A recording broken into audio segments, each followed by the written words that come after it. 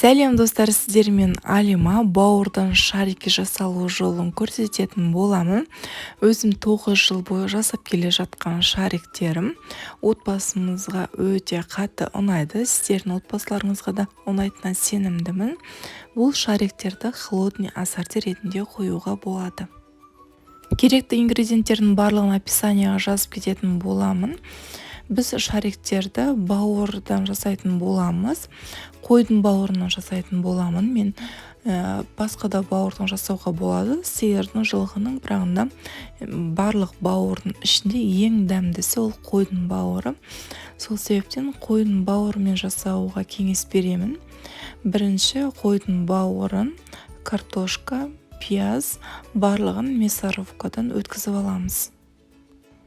Мен шариктерді мына жерде 2 бауырдан жасап жатырмын, яғни 2 тоқтының бауырынан біз 8 немесе 10 жерге дастарханға қояйын деп жасап жатырмыз. Егер де сіздерде аз қонақ болса, онда бір ғана бауырдан жасаңыздар. Тартып алған заттарым үстіне тұз, бұрыш салып, татымына қарай жақсылап араластырып аламыз. Мен ұн қойып қойдым, бірақ ұн салмайтын боламын. Сіздердің масаларыңыз сұйықтау болып шықса, онда бір қасықты ұн салсаңыздар болады, одан көп емес, немесе жарты қасықтай. Сковородкамызға сұйық майымызды құйып қыздырып аламыз. Менде тарелкада тұрған ол панировочный сухари магазиндікі. Үйден де сухари жасап істеуге болады, үйде қатық қалған нандардан. Осылай бір қасығымызды саламыз да, қолымыздың көмегімен, тура видеодағындай, біз панировочный сухариға аунатып, жаңағы салған массамызды 2-ге бөліп аламыз. Бір үлкен қасықпен салған бауырымыз ол үлкен шарик болып кетеді. Біздің шаригіміз кішірек болу керек. Осылай 2-ге бөліп, немесе 3-ге бөліп, өздеріңіз қалайсыздар, кішірек болғаны жақсы. Сол кезде тез пісетін.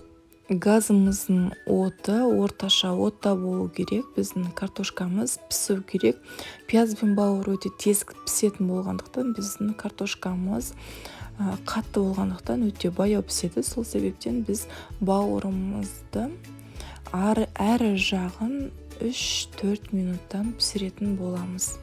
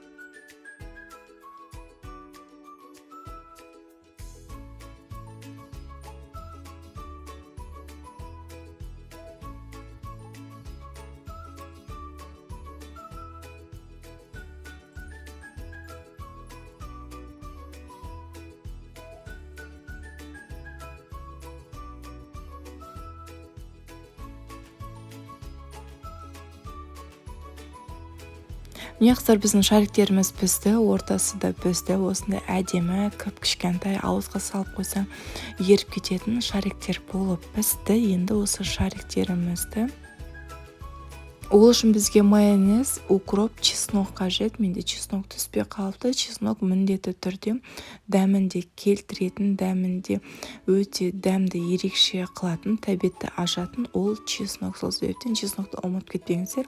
Описанияға жазып кететін боламын. Чеснок, майонез, укропымызды араластырып аламыз. Бізге араластыруға ыңғайлы болу үшін жайпақтау ыдысқа шаригімізді салып аламыз. Оның үстіне араласқан майонез, чеснок, укропымызды салып, қолымыздың көмегімен жақсылап араластырамыз. Тек қана қолымыздың көмегімен араластырамыз. Қасықпен, басқа да затпен араластыруға болмайды. Себебі біздің шариктеріміз өте жұмсақ болғандықтан езіліп кетуі мүмкін. Сол себептен қолымыздың көмегімен жай ғана араластырып, барлығын бірде масса болып, яғни майонезіміз барлығына жағылғанша араластырып шығамыз. шариктерімізді араластырғаннан кейін дастарханға қояр алдында бетін әрлейміз. укроп, бетін әр түсті перістермен де майдалап турап әрлесеңіздер өте ерекше әдемі көрінеді. Егер де видеоны дәл осы жерінен көрсеңіздер, сіздерге менің видеом ұнаса лайк басып отырыңыздар, комментарий жазып отырыңыздар. Менімен бірге болғандарыңыз үшін рахмет. Сіздермен бірге болған Алима Жарғынбекқызы.